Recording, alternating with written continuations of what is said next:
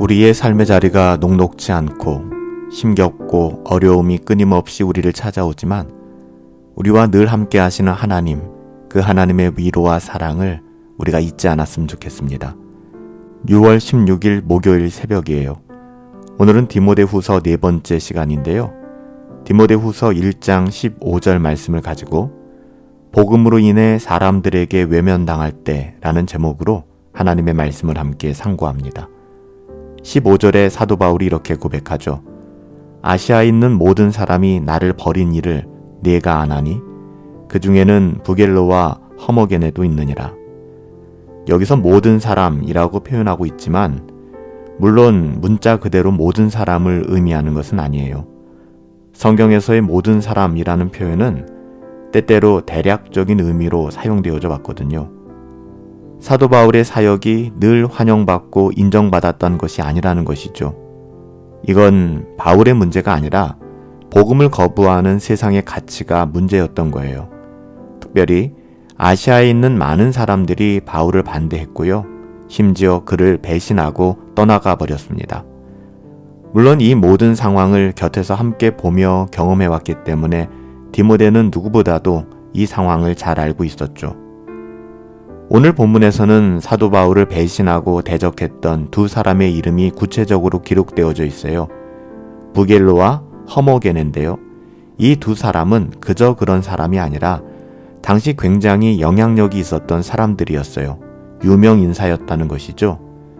그래서 어쩌면 이 두 사람이 바울을 떠나고 바울을 버린 것이 바울에게는 더더욱 너무나 가슴 아픈 일이었을 거예요. 어쩌면 주변에서 이 두 사람의 이름을 들먹이며 이렇게 말했을 거예요. 바울, 네가 문제가 없다면 왜 부겔로와 허머게네가 너를 버렸겠니? 바울, 네가 전한 복음이 진짜 복음이라면 왜 그들이 떠나갔을까? 항상 이런 어려움은요, 신앙생활 가운데 끊이지 않는 것 같아요. 사람들로부터 외면당한다는 것, 정말 이거 쉬운 일이 아니잖아요. 사도 바울의 복음전도 사역은 우리가 생각했던 것과 다르게 결코 평탄하지가 않았습니다. 그가 곳곳에서 복음을 전할 때마다 그의 말을 믿지 않고 그를 반대하는 사람들이 꽤 많았어요. 우리가 살아가면서 한두 사람에게 미움을 당하고 거절만 당해도 여러분 어때요? 굉장히 힘들잖아요. 바울은 수많은 사람들에게 거절을 당했고 버림을 받았어요. 그것도 바울의 어떠함 때문이 아닌 복음 때문에요. 바울도요, 우리랑 똑같은 사람이잖아요. 우리랑 똑같은 것을 느끼고 아파한단 말이에요. 우리와 똑같은 감정을 가진 사람인데 바울의 상심은 얼마나 컸을까요? 하지만 바울에게 이런 고통스러운 삶의 자리는 주님께서 주시는 은혜와 위로로 말미암아 버텨내고 견뎌낼 수 있는 힘이 되었어요. 바울은 결코 주님이 당하신 고난, 십자가의 좁은 길을 외면하지 않았던 것이죠. 모두가 등지고 떠난다 하여도 바울은 주님을 떠나지 않았습니다. 사도 베드로의 고백도 아마 동일한 마음이 아니었을까 싶어요. 요한복음 6장 66절에서 68절 말씀에 보면 이런 말씀이 나와요. 이러므로 제자 중에 많은 사람이 떠나가고 다시는 예수님과 함께 다니지 아니하더라. 예수님께서 12 제자에게 물어보시되 너희도 떠나가려느냐? 시몬 베드로가 대답하되 주여 영생의 말씀이 여기 계시오매 우리가 누구에게로 가오리까? 이런 사도 베드로의 고백과 오늘 바울의 마음이 전 동일한 것이 아닌가라고 생각하게 돼요. 어쩌면 사람들이 사도 바울을 버린 것은요, 바울이 보여준 그의 타협 없는 강직한 태도 때문일 수 있어요. 인간관계나 대인관계에 있어서 유연함이 없다는 것이죠. 유도리가 없다는 거예요. 충분히 그럴 수 있어요. 너무 강하고 분명한 입장 표현이 때로는 사람들에게 거부감을 주기도 하기 때문에 그렇죠. 사람들은 보통 부드러운 말을 좋아하잖아요. 인지상정이지만 어쩌면 신앙에 있어서 이런 부드러운 말들은 인간의 죄성이 만드는 성향이기도 합니다. 왜냐하면 사람들은 하나님의 말씀을 온전히 믿고 순종하기보다는 자신의 어떠함을 따라 적당히 하기를 좋아하기 때문에 그래요. 죄성 때문에 그래요. 요즘 같은 시기는 더더욱 그렇죠. 신앙이라는 것도 자신의 안위를 위해, 믿음이라는 것도 내 삶에 현실적인 유익이 있어야 된다라고 생각하고 있기 때문에 그렇게 생각하시는 분들이 의외로 많더라고요. 그래서 가급적 사람들과 잘 지내는 것이 진리이고 신앙의 아름다운 모습이라고 생각하게 되는 거예요. 그 결과 어때요? 하나님께서 미워하시는 악한 것들과 정면으로 싸우기보다는 적당히 타협하고 절충하기 시작하는 것이죠. 악을 악이라고 말하며 잘못된 것을 잘못되었다라고 말하면 그걸 별로 듣기 좋아하지 않는 거예요. 하지만 하나님께서는 의와 불의, 진리와 비진리, 빛과 어둠 사이에는 그 어떤 타협과 절충도 있을 수 없노라고 말씀해 주셨어요. 하나님 말씀이잖아요. 우리는 오늘 새벽 다시 한번 우리에게 하나님께서 원하시는 신앙의 순전함을 회복할 수 있었으면 좋겠어요.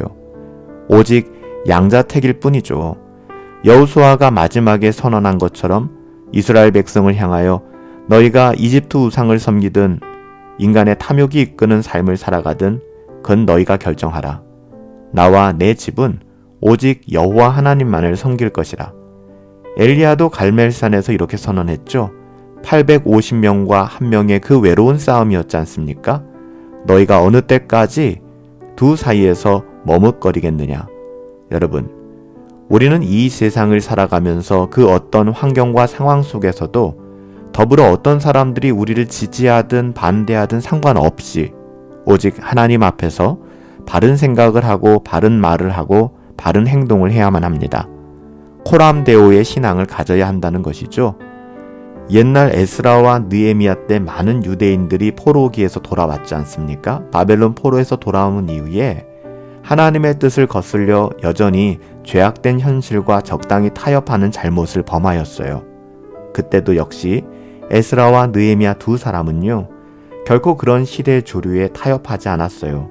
그리고 온전히 하나님의 말씀에 순종했죠. 에스라 느헤미야는 오직 하나님의 말씀대로 모든 잘못된 점을 고치는 개혁을 단행했어요. 이스라엘 백성 하나님의 자녀들의 하나님 자녀다움을 회복시키려 하였던 것이죠. 물론 오늘 바울도 그랬던 것처럼 이런 느헤미야, 에스라 주변에도 늘 찬성하는 사람만 있었던 것이 아니에요. 수많은 반대자들이 있었습니다. 우리가 지난 금요 예배를 통해서 나누었던 것처럼 우리가 이런 반대는 기도하며 뚫고 나가야 되는 거예요. 느헤미야와 에스라, 이런 믿음의 결단 가운데 하나님께서는 이런 믿음의 사람들을 통하여 순전한 하나님의 나라를 세워가신다는 사실을 우리는 잊어서는 안 됩니다. 복음으로 인하여 사람들에게 외면당함을 두려워하지 마세요. 오히려 사람의 인기와 인정함을 받으려다가 하나님으로부터 멀어져서는 안 돼요. 오직 우리 영혼이 하나님을 바라며 의식하고 그분 안에서 참된 위로와 즐거움을 누릴 수 있게 되기를 예수님의 이름으로 축복합니다. 살아계신 아버지 하나님, 때로는 외로울 때가 있습니다. 사람들이 떠나가고 어떤 때는 우리 자신이 사회생활에 부적응자라는 생각이 들 때도 있습니다. 하지만 하나님의 말씀을 통해 오늘 새벽 다시 한번 위로를 받으며 우리와 같은 지난한 삶을 살았던 믿음의 사람들을 통해 하나님 나라를 소망하게 됩니다.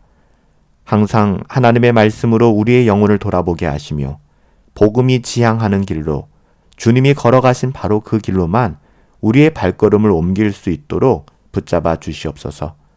오늘 하루의 삶 속에서도 오직 주님과 동행하기를 소망하옵고 예수님의 이름으로 기도하옵나이다. 아멘. 복음으로 인하여 외롭고 힘든 삶의 자리일 수는 있지만 변함없이 넘치는 하나님의 위로와 사랑을 바로 우리의 삶의 자리에서 경험해낼 수 있게 되길 축복합니다. 오늘도 성령 충만하십시오. 주 예수 그리스도 은혜 안에서 우리 함께 꼭 승리합시다.